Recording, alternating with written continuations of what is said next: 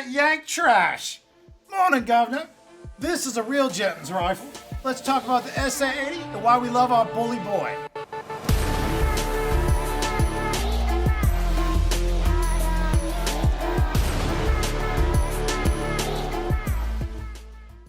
What's up, everybody? Welcome back to Classic Firearms. I'm Matt, and we're going to take a look at the SA80 and why the English adopted this thing.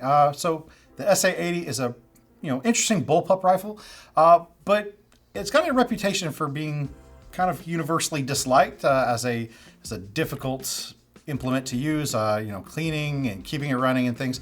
So is that a warranted reputation? And if it's got these problems, why did the English decide to make this their standard issue rifle? Well, I think in order to really understand the development of the SA80, we have to go all the way back to just post-World War II, where lots of countries were experimenting with the idea of intermediate calibers. So, of course, until then, most countries used what we would consider to be full-powered rifle calibers, but with the introduction of the 8mm Kurtz ammunition, a lot of countries were kind of looking to get into this idea of an intermediate caliber between a full rifle and a handgun.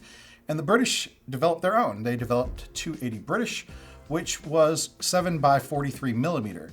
And they decided that, this was an interesting round in order to try to develop a firearm around it. So there was lots of different projects working on trying to develop new firearms post-World War II, things to replace like the long-serving Lee Enfield line of rifles and give their military an upgrade to, semi-automatic or select fire firearms for standard issue. So the thing that really relates in this time period to the SA80 is the development of the EM2 rifle. Now, history is one of those things where sometimes things are funny because different things can have the same names. There were actually two different EM2 designs that were developed post-World War II. They were developed at the Enfield Royal Small Arms Factory, and they were actually developed by a Polish designer, Stefan Jansen. So it's interesting that, this was someone who was Polish, but developing firearms, there in England at the Royal Small Arms Factory. But so the first EM2 rifle was actually being experimented with in 8mm Kurtz, but they scrapped that design and they went to a different mechanical EM2 rifle. Actually, interesting enough, there was an EM1 being designed alongside the original EM2, and the second EM2 rifle has more mechanically in common with the EM1 of the first set. But anyway, so, the EM2 rifle was being developed in this 280 British cartridge, and it was a bullpup design. So that's actually, a pretty early period for a bullpup rifle design, considering we're talking about development from 1948 to 1950. It was a flapper-locked rifle, which is kind of interesting. That's similar to the Gewehr 43, but otherwise, it was a long stroke gas piston system.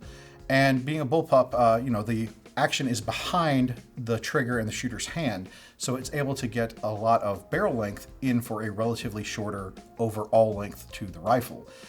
In fact, this design was actually officially adopted by the British military in 1951, but it had a very short service life because this is also the time period in which we are looking at the formation of NATO and standardization of firearms across NATO. So it was pretty quickly, replaced by the L1A1, which is the British version of the FAL rifle. So, we've kind of gotten into some of the history of the development of the FAL and its adoption in Europe, because of its relationship to things that we've covered before, like the AR-10. But the FAL is a tilting bolt system, and it's a locking system, but most of us are more familiar with rotating bolts. This actually has where the whole kind of bolt here tips down into a recess or against a shoulder inside of the action in order to lock in place. Now, the FAL was again tested in that 280 British caliber, and it was found that it really did perform remarkably well. But due to kind of the compromised nature of NATO, where we're trying to get all of these different countries to agree to a common armament or common ammunition, common caliber, the U.S. pretty much just definitively said they were not adopting anything smaller than 30 caliber. And when Canada said that they would only adopt the 280 British if the U.S. did, The British did decide to compromise, and they adopted the L1A1 in 7.62 by 51 NATO, or 308. Now, the adoption of the L1A1 was in 1954, and it had a decent service life. So, it will continue to be used until the adoption of the SA80 in 1985. So, we did get a pretty long service life out of this, but as early as 1967, they started the development of what would become the SA80. So one of the big problems with the 308 version of the FAL is that it's just completely uncontrollable in fully automatic. And so, we're looking at England looking to convert to something that is a smaller caliber that would be more controllable as a select fire firearm. Very similar to how we moved away from the M14 to the 5.56 in the AR-15 platform. So they started developing their own sub-caliber ammunition. And the caliber that they developed was 4.85 by 49. Now, when they started developing the SA80, they again returned to this bullpup design. And it is kind of interesting because it's almost like it's an AR-10 in a bullpup configuration. So it has a short gas piston, it has a rotating bolt. We've spoken before several times about how these two features are very, very prevalent in some of the most modern firearms that are out there. But it was bullpup design, so again, the action was moved to the rear of the shooter's hand. And they felt that in testing, the 4.85 by 49 was actually superior to the ammunition that was being used at that time in 5.56 by 45. However, again, there is this idea of being a member of NATO and needing to standardize on specific calibers. So there was a change made to convert the SA80 into a 5.56 caliber rifle. Now, some of the complaints that are attributed to the SA80 could be as a result of the fact that there has to be this redesign. They were developing this rifle for one caliber, and when you change the caliber, there kind of becomes a host of domino effects throughout the design of the rifle that may have to change due to differing chamber pressures, different burn rates in the powder you use, things like that, different lengths of gas system.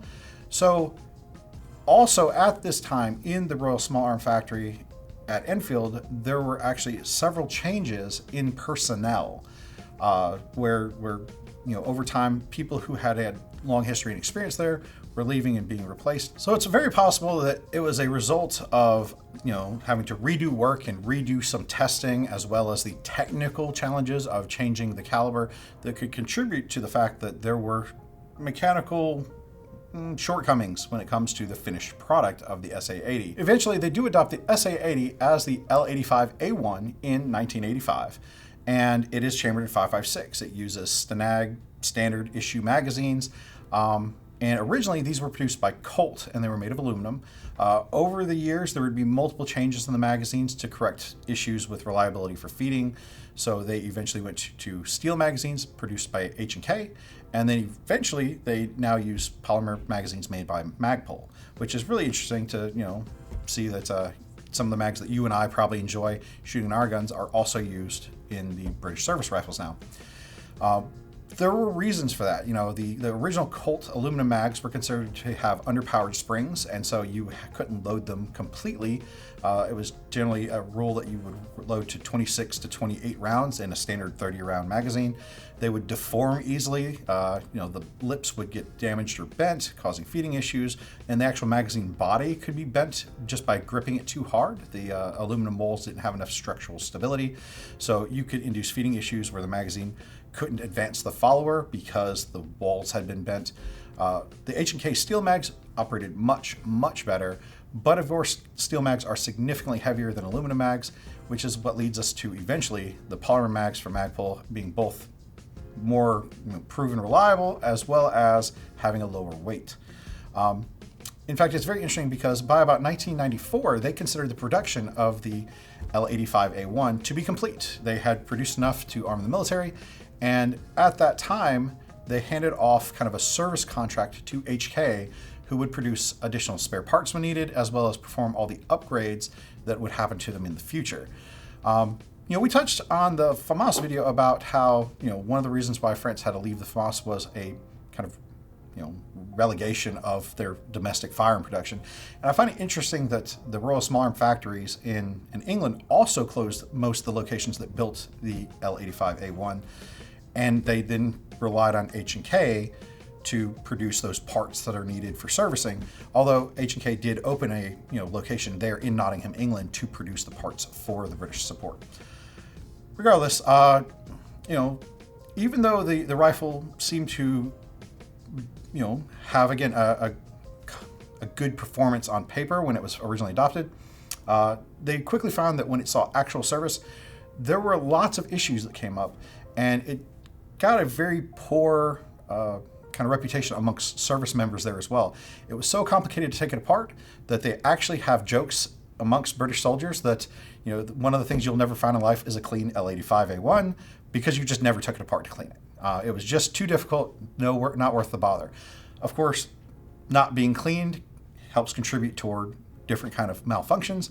And then there were also numerous issues with the parts themselves. The plastic furniture on the original had a reputation for being easily damaged. The finish on it wasn't necessarily the greatest, so when they would take them to humider climates, there was lots of rusting that would happen. There was a part of the safety plunger that was made of plastic that could swell when it got wet. So if you were in a wet environment, it could actually disable your firearm because you couldn't get it off of safe. There was a problem where the gas plug could become stuck. So there is a 3-position gas regulator that has a regular service, an excess, or think adverse conditions, like overgassing, and then completely off in order to use rifle grenades. And that gas plug could actually get stuck. So if it got stuck in the off position, then your rifle was just single shot. And if it was stuck in the regular position, and then you went somewhere that had, say, very cold environment where there was a chance of freezing in the action, or something very sandy where there was dirt getting in the action, you couldn't turn the gas up to overcome those harsh conditions. The magazine catch was considered to be particularly problematic because it was protruded quite a bit from the left side of the gun, and for most shooters being right-handed, the left side rests against your body. It would get caught on clothing or web gear, and you would just be walking along and drop the magazine.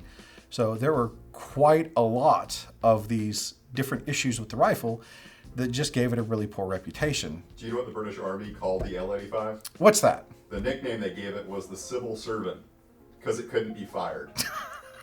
There you go. So Ryan's got jokes for us. Civil servant, it can't be fired.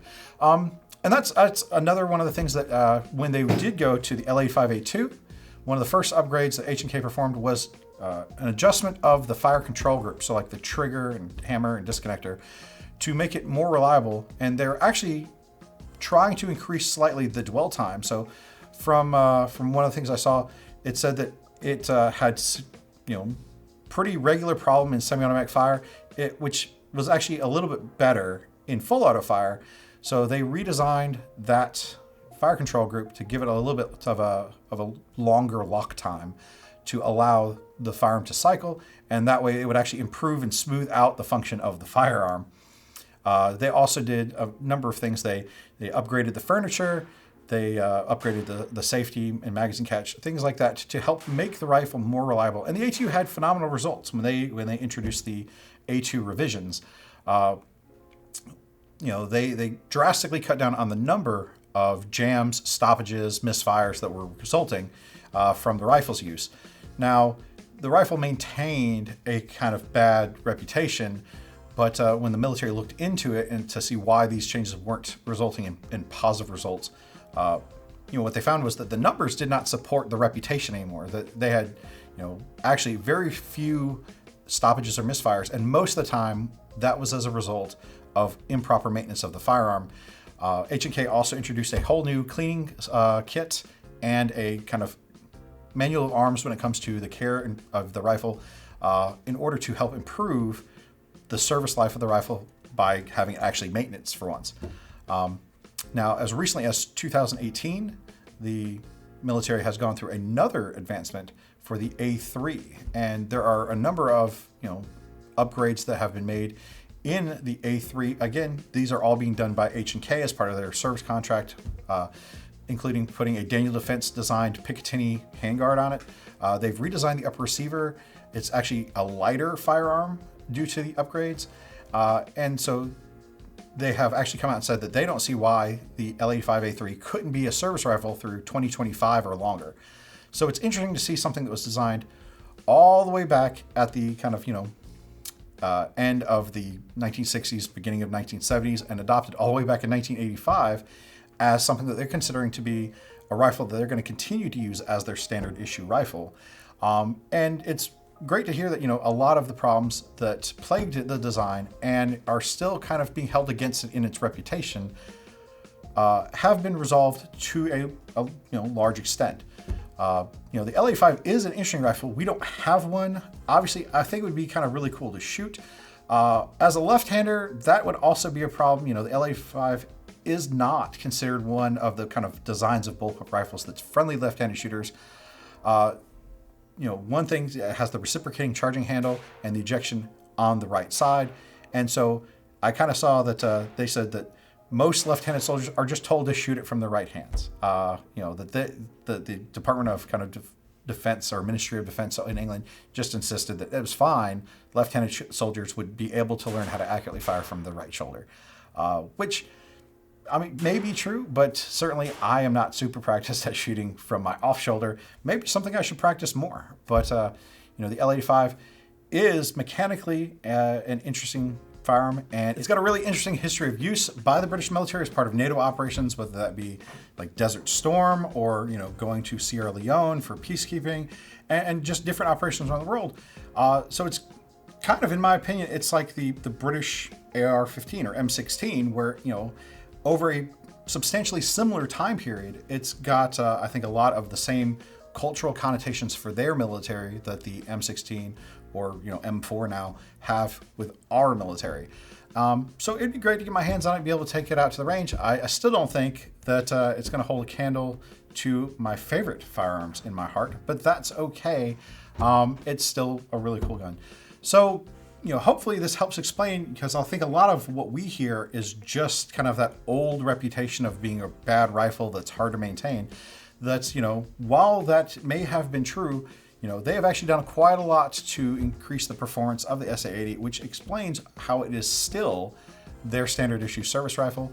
And, again, a little bit of historical context going back for why they adopted something like that.